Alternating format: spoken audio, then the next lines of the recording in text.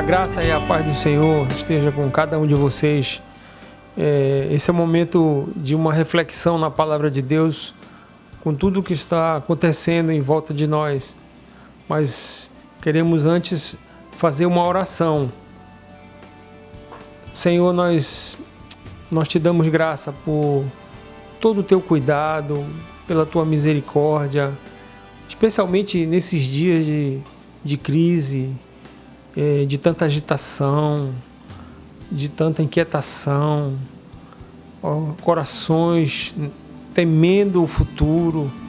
Nós te louvamos porque sabemos que o Senhor controla todas as coisas, sabe todas as coisas, e o Senhor é que tem a última palavra. O nosso coração está firmado nas tuas promessas e nas tuas bênçãos. Abençoa cada lar, cada vida, cada um dos teus filhos. Eu te peço assim no nome de Jesus. Amém.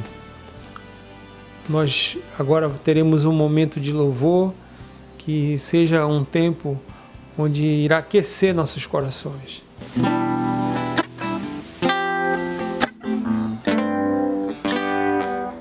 Que estás entronizado entre os querubins,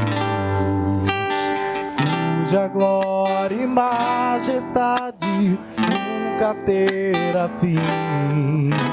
Tu és o Senhor a quem eu amo, Filho de Deus a quem adoro, Jesus, Jesus. Venceste a morte e o inferno pra me dar guarida, e pelas tuas pisaduras hoje eu tenho vida. Tu és o Senhor a quem eu amo, Filho de Deus a quem adoro, Jesus, Jesus.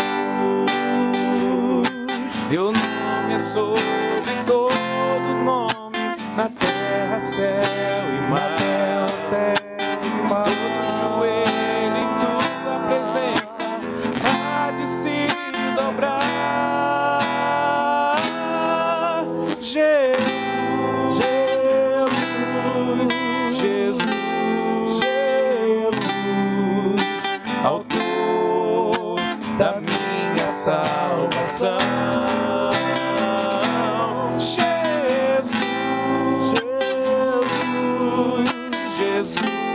Jesus conquistou meu coração, conquistou meu coração. Venceste a morte e o inferno pra me dar guarida, e pelas tuas pisaduras hoje eu tenho vida. Tu és o Senhor a quem eu amo, Filho de Deus a quem adoro, Jesus, Jesus. Teu nome é sobre todo nome, na terra, céu e mar. Todo joelho em tua presença há de se dobrar. Jesus, Jesus, autor da minha salvação. Jesus, Jesus, Jesus, conquistou meu coração, conquistou meu coração.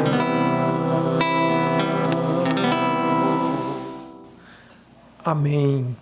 Depois de sermos edificados por este louvor abençoado, nós queremos agora compartilhar uma porção da palavra de Deus, que ela possa aquecer o seu coração e levar esperança para a sua vida. Se encontra no Evangelho de Lucas, no capítulo 17, onde o Senhor Jesus fala da vinda do reino de Deus.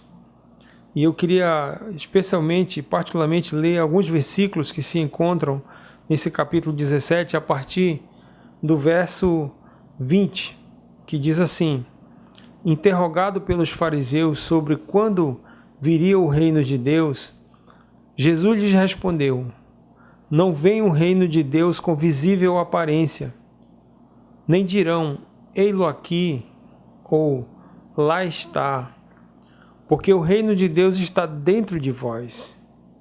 A seguir, dirigiu-se aos discípulos: virá o tempo em que desejareis ver um dos dias do Filho do Homem e não o vereis. E vós dirão, ei-lo aqui, ou lá está, não vedes nem os sinais. Porque assim como um relâmpago fuzilando brilha de uma a outra extremidade do céu, assim será no dia o Filho do Homem. Mas importa que primeiro ele padeça muitas coisas e seja rejeitado por esta geração. Assim como foi nos dias de Noé, será também nos dias do Filho do Homem. Comiam, bebiam, casavam-se e davam-se em casamento, até o dia em que Noé entrou na arca, e veio o dilúvio e destruiu a todos. O mesmo aconteceu nos dias de Ló. Comiam, bebiam, compravam, vendiam, plantavam e edificavam. Mas no dia em que Ló saiu de Sodoma, choveu do céu fogo e enxofre e destruiu a todos. Que Deus abençoe os nossos corações e traga esperança para dias de escuridão, de tantas notícias ruins. Quando Noé entrou na arca, lá naquele momento onde havia uma palavra profética de Deus que destruiria o mundo com água, o dilúvio começou e todos foram levados. E uma coisa interessante aqui no verso 27 diz que foi num momento normal. O texto diz que eles comiam, bebiam, casavam-se, davam-se em casamento, até o dia em que Noé entrou na arca e veio o dilúvio e destruiu a todos. Não há nada de errado, eu penso nisto, mas essas coisas não podem tornar-se o objetivo da vida. As coisas sociais, comer, beber, fazer as coisas que são da sociedade, normais, isso não pode ser para nós como o objetivo único da nossa vida. Se você faz do comer e beber, casar-se, dar-se em casamento o alvo da sua vida, então algo está errado, profundamente errado na sua vida. Há uma banalização de tudo que Deus quer para ti, criou para ti, tem como intenção para a tua vida. Paulo, escrevendo sua carta lá em Romanos capítulo 12, ele diz que nós não devemos nos conformar com esse tempo, com esse momento, com esse século, mas ele diz, mas nós devemos transformar pela renovação da vossa mente para que nós experimentemos a boa, perfeita e agradável vontade de Deus. Pense nos dias de Noé. Gente se casando, gente fazendo tudo que dava na cabeça. E pense nos nossos dias de hoje. Gente também casando-se, alguns pela sexta, sétima vez. E estes são, para mim, os dias de Noé. Os dias banais. Quando isso tudo parece que se repete. E o que a Bíblia quer dizer com a expressão, quando ele fala casando-se, dando-se em casamento, comendo e bebendo? parece que, eu fico pensando, parece que as pessoas são, na verdade, profundamente pessoas materialistas. Estão ocupadas com tantas coisas do século, do mundo, do sistema, sem o menor interesse nas coisas de Deus, nas coisas espirituais. Pessoas que concentravam-se nas coisas terrenas e mundanas e não naquilo que vinha de Deus. Então veio uma ordem do Senhor: entra na arca. Isso está no capítulo 17 aqui do nosso texto, no verso 27, diz assim: comiam, bebiam, casavam-se e davam-se em casamento, até o dia em que Noé entrou na arca e veio o dilúvio e destruiu a todos. Que coisa terrível! Esse dia foi tremendo. Estamos nos aproximando desse dia. Alguns já entraram e participaram e não entenderam absolutamente nada. Entraram no caminho de Deus, saíram. Entraram na igreja, saíram. É como se acontecesse no tempo de Noé. Na arca, estariam guardados lá. O Senhor mandou eles entrarem na arca porque eles estariam guardados da grande tribulação que viria com o dilúvio. Lembre-se de que Mateus, no capítulo 24, no verso 40, ele nos diz assim: então 2 estarão no campo, um será tomado e deixado o outro. Vejam como aquele dia que o Senhor tem para nos levar para Ele, para fazer algo a respeito da sua promessa para a igreja, vai ser um dia onde trará muita perplexidade e muito juízo para muita gente. E eu pergunto, como está a sua vida com Deus? Como você tem estado diante do Senhor? O crente verdadeiro está vivendo no tempo da parousia como servo. Vejamos algumas coisas só para nossa meditação. Primeiro, vejamos algumas semelhanças observadas em nossa geração parecida com a geração de Noé. Primeira semelhança: um exagerado apego pelos prazeres humanos ou o mundanismo. A valorização. Noé, aqui no texto, o Senhor Jesus disse que eles comiam, bebiam, casavam-se, davam-se em casamento. Coisas totalmente carnais da nossa sociedade, mas que era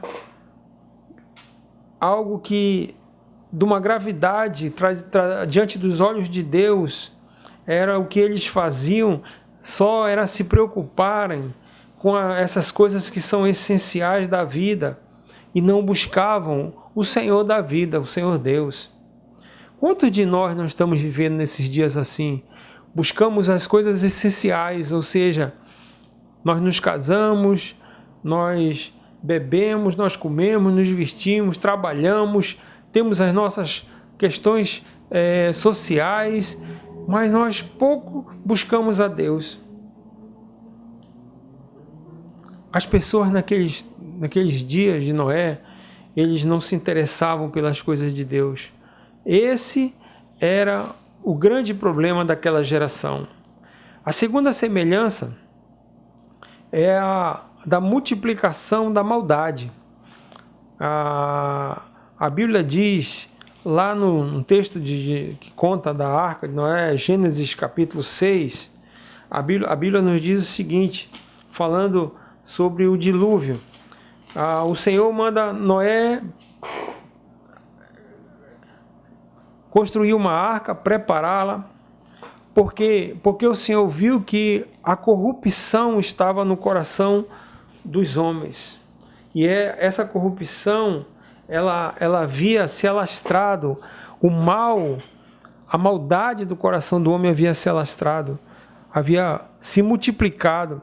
Tanto que o Senhor diz aqui no capítulo 6, no versículo 5, o seguinte: viu o Senhor a maldade do homem, que ela havia se multiplicado na terra e que o homem era continuamente mau, todos os desígnios do seu coração.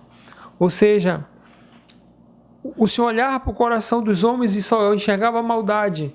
E é exatamente essa maldade que está campeando a nossa geração. Os homens têm sido homens maus. O mal nos leva, irmãos, queridos amigos, à destruição física e à destruição moral e à destruição espiritual. Vejamos o que acontece em nossos dias com tanta maldade, e isso traz para a vida da igreja, para a vida da sociedade, para a vida das famílias, tantas coisas que não são boas. Então, a multiplicação da maldade era algo terrível. Estava acontecendo na vida daquela geração. Daí o Senhor levar o dilúvio e destruir a todos, exceto o homem justo Noé. E a terceira semelhança que nós percebemos encontra-se também no livro de Gênesis, nesse capítulo 6, é a questão dos pensamentos maus que estavam nos homens, que eram continuamente. O Senhor observou que havia maldade em seus corações. Então, nós vemos essa semelhança claramente quando nós olhamos no capítulo 6 de Gênesis, como a corrupção havia impregnado suas vidas, e o Senhor diz que ele viu isso. Ele diz o verso 5, viu o Senhor que a maldade do homem se havia multiplicado na terra e que era continuamente mau todo o desígnio do seu coração. Meus amados, isso ocorre em nossos dias, os dias de Noé. E a quarta semelhança que eu observo, ele diz que a terra encheu-se de violência. No verso 11 do capítulo 6 do Gênesis, diz assim: a terra estava corrompida à vista de Deus e cheia de violência. O que é que nós vemos nos dias de hoje? Violência. Violência em todos os aspectos, em todas as áreas. Violência na família, violência na sociedade, violência nas escolas, violência na rua. E essa violência, muitas vezes, ela é manifestada até mesmo sem ação, apenas com palavras, com atitudes assim que detratam o ser humano. Nós vivemos num momento de muita violência, e o Senhor, uma das coisas que levou o Senhor no tempo de Noé a destruir a geração foi a violência. A quinta semelhança é que ele diz que a terra estava corrompida. Quando nós olhamos hoje para a nossa geração, quanta corrupção, como ela está corrompida. Em todas as classes sociais existe corrupção. Olha, não se enganem não, até os pobres, eles são corruptos. Eles não estão isentos disso. O crente verdadeiro, ele vê essas coisas acontecendo e se entristece, deve se entristecer. Então, tudo isso levou Noé, a geração de Noé, a perecer. Daí o Senhor Jesus ter lembrado lá na frente os seus discípulos que assim foi na geração de Noé. Meus amados irmãos, que nós nos arrependamos nesses dias e que mudemos as nossas vidas, o nosso comportamento, a nossa maneira de ver, de falar e de agir. Que Deus possa nos abençoar nesses dias difíceis, parecidos com os dias de Noé. Que a graça do Senhor ajude sua igreja, seus filhos, a cada um de nós, a sermos pessoas que façam a vontade dEle, que tenham prazer em viver e andar na sua verdade, que é a sua palavra. Deus abençoe cada um com a graça dEle, com esperança em nome de Jesus. Amém.